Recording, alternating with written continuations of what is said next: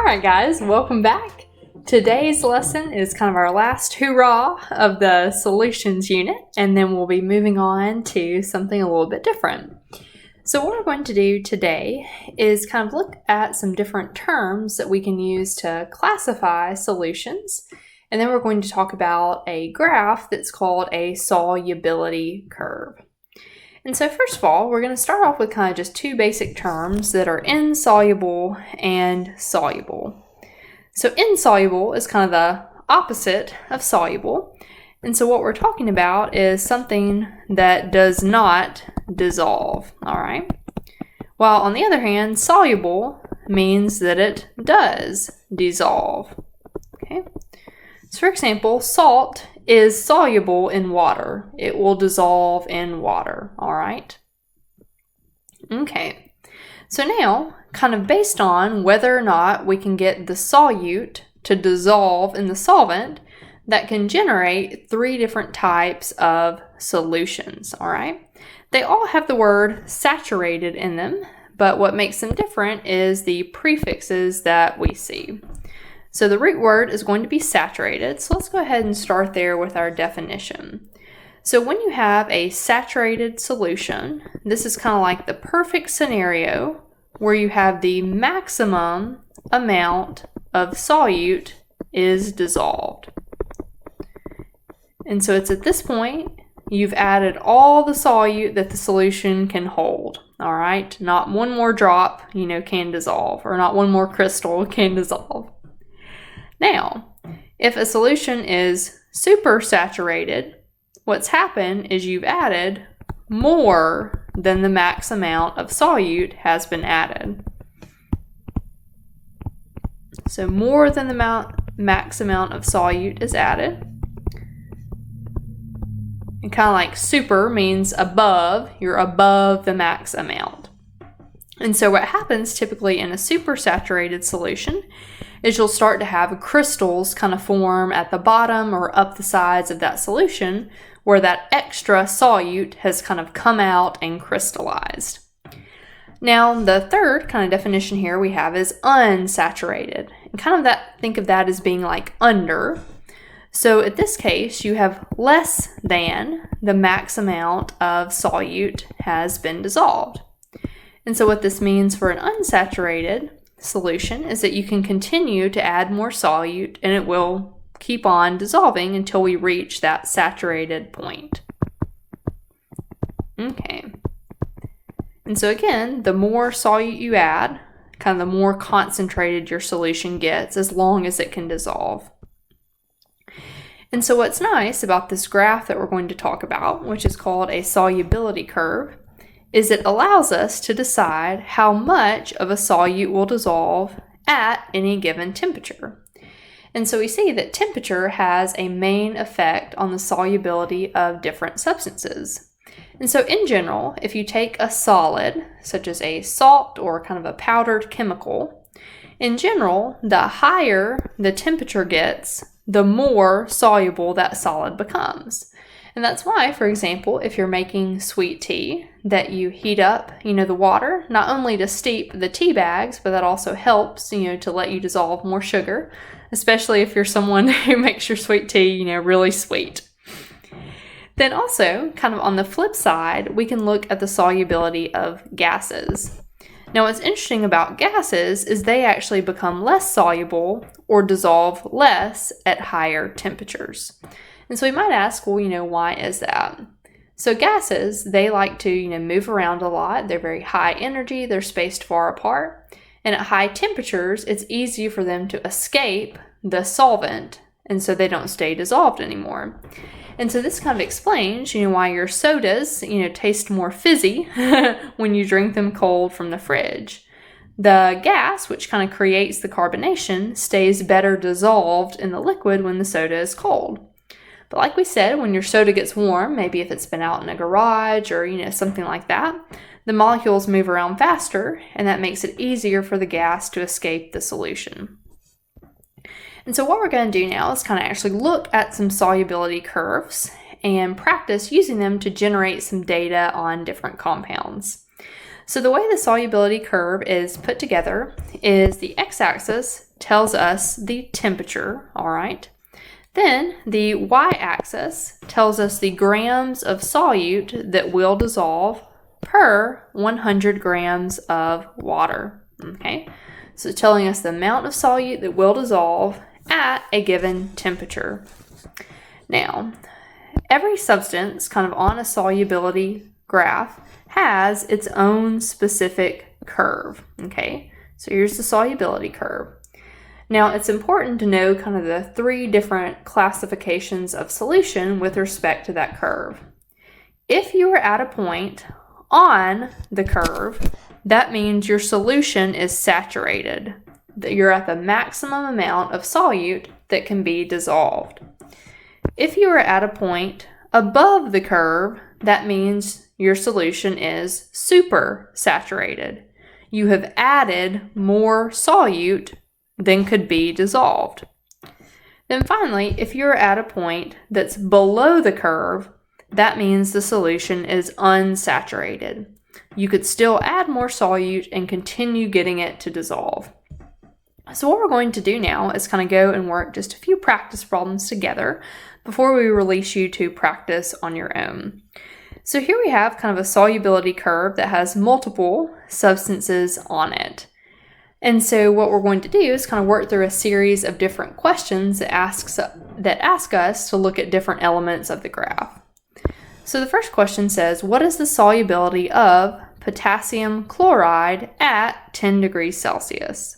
So what we need to do is we need to go and find the solubility curve for potassium chloride, which is KCl. So this line, kind of right here in blue, corresponds to potassium chloride. Now, when they're asking us what is the solubility, they're asking what is the maximum amount of solute that we can get to dissolve at 10 degrees Celsius. So here's our 10 degrees Celsius. So if we trace that point up to the line and then over to the y-axis, it looks like we're really close to being able to dissolve 30 grams. So I'll say maybe, about 29 grams we're able to dissolve at 10 degrees Celsius. Now, what they do is they ask us to find the solubility instead at 80 degrees. And so what we should see is that hopefully we should see the solubility increase as we increase the temperature. So we'll kind of make a line up to the solubility curve, and then we'll trace it over to see how many grams we can get to dissolve. So maybe about 53 or so grams can dissolve at 80 degrees Celsius. Now the next question it says, is potassium chloride a solid or a gas? If we look at the key, or sometimes called a legend, it tells us that the straight lines are solids while the dashed lines are gases. So since this was, if I kind of erase that original line, kind of just a straight solid line, our potassium chloride is a solid. And what we saw happen is that typically as the temperature increases, the solubility of solids also increased as well.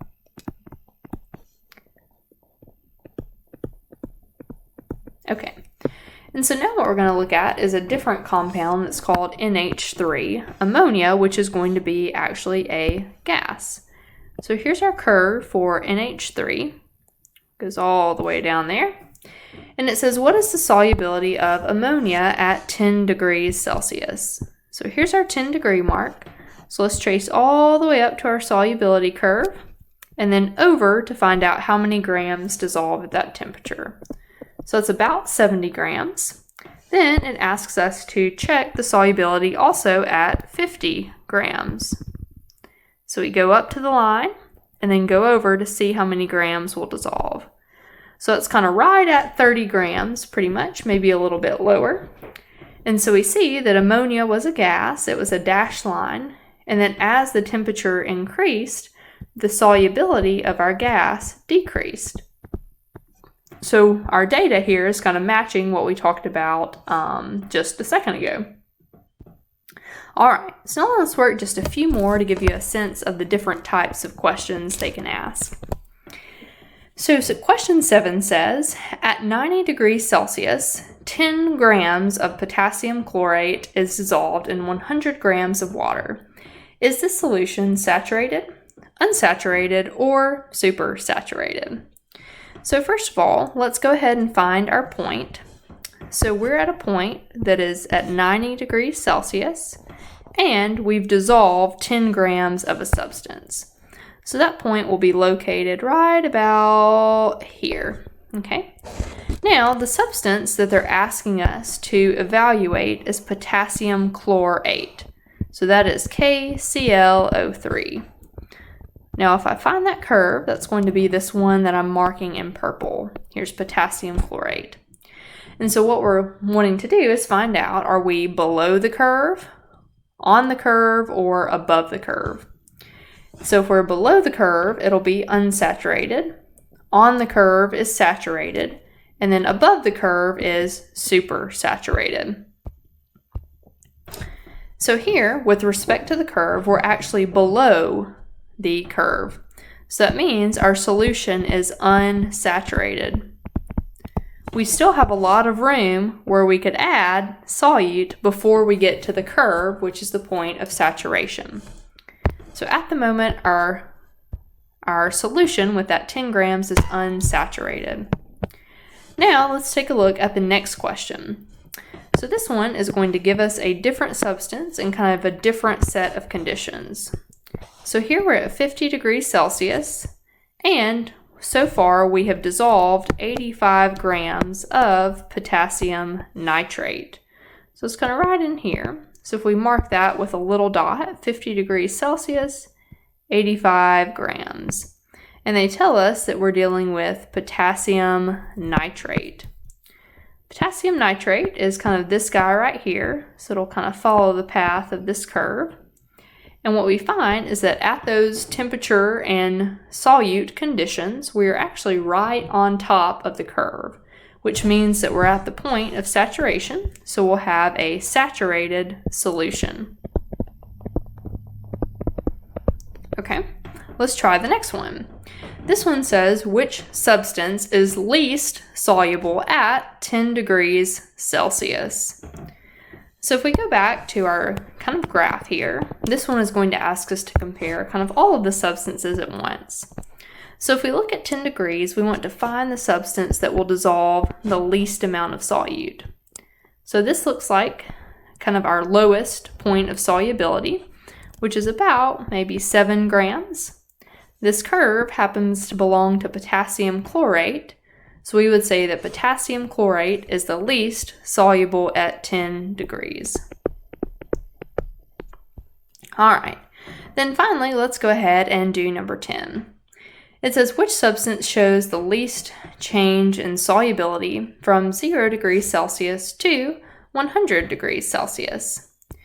So it's asking us, if you look at kind of the entire temperature range of the graph, which substance does not seem to change much in terms of how much solute dissolves? So what we're looking for is a pretty flat line. So for example, if you see this line for sodium chloride, see how it's almost completely flat? And so at 0 degrees Celsius, it's probably at about, maybe 36 grams that can dissolve. And by the time you get to 100 degrees, it's only maybe at like 39. So that 100 degree change in temperature has only affected the solubility by about 3 grams. While if you compare that to something like KNO3, potassium nitrate, when it starts out at 0 degrees Celsius, you can dissolve maybe 13 grams. But by the time you reach, maybe 60, 64 degrees Celsius, you can dissolve up to 150 grams. So temperature has a large effect on that substance's solubility. But for the least change, that was sodium chloride because it didn't change very much. All right. And so if you need kind of extra practice on this, what is attached to the back page of the notes is another practice worksheet, but it already has the answers typed in for you. That way, if you need to try some more on your own and check yourself as you go, then you're welcome to do that before heading over to tackle the homework. All right, thanks so much for watching.